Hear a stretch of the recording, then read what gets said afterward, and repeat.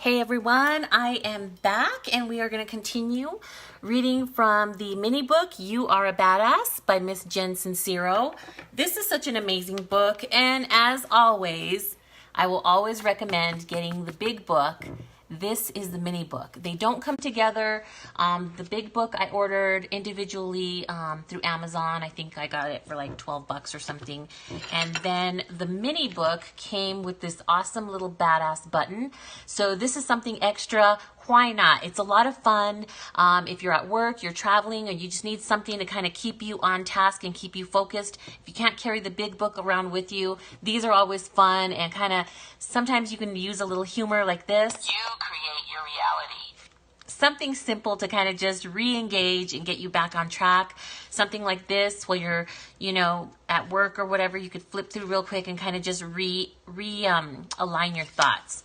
So, I always mention doing small little things like this as part of setting up your day, setting the tone for your day, and starting it with some kind of thought process with something positive. So that way you set the tone and you intentionally try to stay on track with that. I also do share some little motivational cards, different little small tidbits that if this is not currently something that you're putting into practice, it's super easy to start off with something like this. Or something like the little motivational, inspirational desk cards. There's a bunch of fun little things you can do. You keep it at your desk, or you keep it on your nightstand when you first get up. You read something and it kind of gets the thought process flowing for your day. It's something that you can also continue to listen to and think about on your drive to work, in the car perhaps. Even the audiobook. If you're not a reader, you can listen to the audiobook whenever you're driving on your commute to work, and it works the same way. It kind of helps keep that mental focus on track. And also, if it's something that, like I mentioned, if you're just putting this into practice, it's easier to do it in small little bite-sized morsels. If it's not something you're accustomed to doing, going out and buying this might take some time to really sit down and make an effort, and you can probably think of all kinds of excuses. It's a quick read, and once you get going in this, you're not going to want to put it down. But until you get here, you can start off with something like this, and then these little teeny morsels of information. After feeding it to yourself every single day, it becomes a habit. And then you are more inclined to go out and get something like this, because this was in smaller, simple little doses that wasn't overwhelming, and it just piques your interest, whets your appetite, and gets you going for, the bigger and better stuff. All right. So let's go into the next chapter. It's How to Kick Some Ass. The Almighty Decision. Let me get some tea. All right, here we go. When you make a no-nonsense decision, you sign up fully and keep moving towards your goals, regardless of what's flung in your path. And stuff will most definitely get flung, which is why making the decision is so crucial. This shit is not for sissies. The moment it gets hard or expensive, or puts you at risk of looking like a moron, if you haven't made the decision, you'll quit. If it wasn't uncomfortable, everyone would be out there all in love with their fabulous lives. So often, we pretend we've made a decision, and when we've really done is sign up to try it until it gets too uncomfortable. This is where being connected to your desire and source energy and having an unshakable belief in the not yet seen is so critical. There are plenty of times when we get a brilliant idea and it temporarily fails, or it pushes us into unfamiliar territory. If we don't have a strong connection to the truth, a blazing desire, and an unflinching belief in our own vision before it's manifested, we'll fall prey to our own fears and everyone else's fears that it's not possible and give up, instead of course correcting or pushing on through and bringing it to life. There are plenty of people out there in the world living the kind of life you only dream about living, many of whom are far less fabulous and talented than you are. Who? You. The key to their success is that they decided to go for it.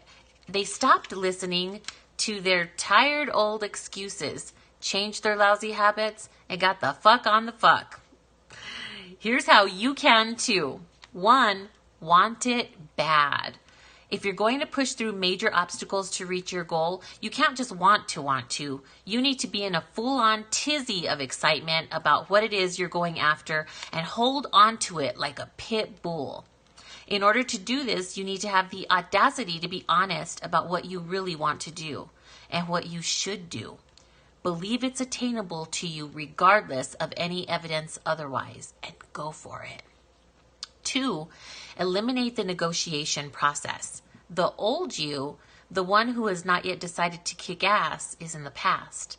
Stay present and do not, even for a second, look backwards or entertain any ideas of straying from your decision. Think only of the new you. Decisions are not up for negotiation. 3, stick like glue.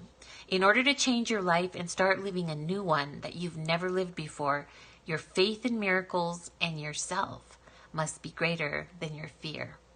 However easy or rough the process is, you have to be willing to fall down, get up, look stupid, cry, laugh, make a mess, clean it up, and not stop until you get there, no matter what. 4, love yourself. You can do anything. That's so true. You know what I like about Jen Sincero on the end of every chapter, and it's true with the big book as well? She reminds us, love yourself. Like this one, love yourself. You can do anything. Last chapter, love yourself fiercely, loyally, unapologetically. Love yourself right now, wherever you're at. Love yourself. You deserve it. Okay, you get the hint. But it is constantly just reaffirming that self-love. And if you're reading this, if you're following along, if you're even interested, it's because why? You do love yourself. You love yourself so much that you want to sharpen out those dull edges. You want to get rid of the things, people, and situations that are no longer serving you.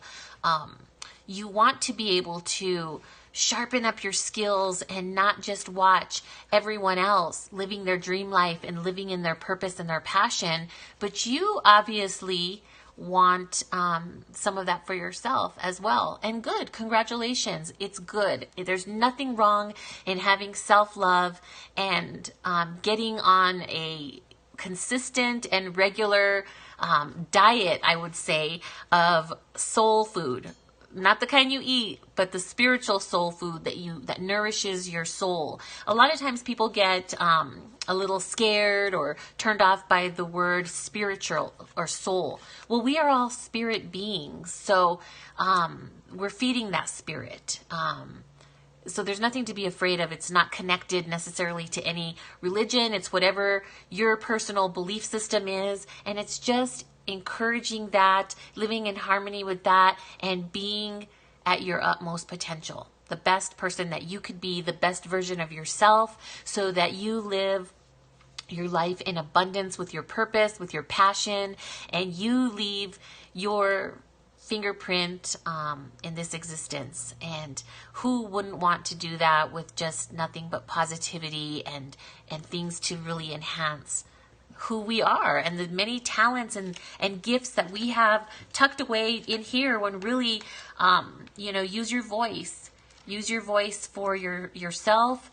Use your voice for others who have not yet found a voice, and stand in your power. And if you are just finding your way and not really sure yet, read and find things that appeal to you. It can be a Facebook video. It could be a book. It could be something you find on YouTube. Anything that feeds and nourishes your spirit, your soul, what gives you that burning desire, what pulls you. You definitely don't want to ignore that. There are signs all around us. We're always talking about signs. Don't ignore the signs. So I hope this was very encouraging to you. It definitely was to me. So I'm happy and very grateful to have the opportunity to share this via video with you. And if you were inspired by this video, watch it again. Share it with somebody. You might have somebody in your life, a coworker, a friend, a family member who maybe is struggling with something, and you don't have to really necessarily know what it is, but you know, the best gift you can do is share information with somebody. This was something that touched me, so I'm sharing it with all of you, and that's how we get that ripple effect going, and it just, that momentum going. So don't be stingy, share. All right, everyone, don't stop now. Keep the momentum, and be the best you can be. And that reminder, love yourself. All right, ready, set, go.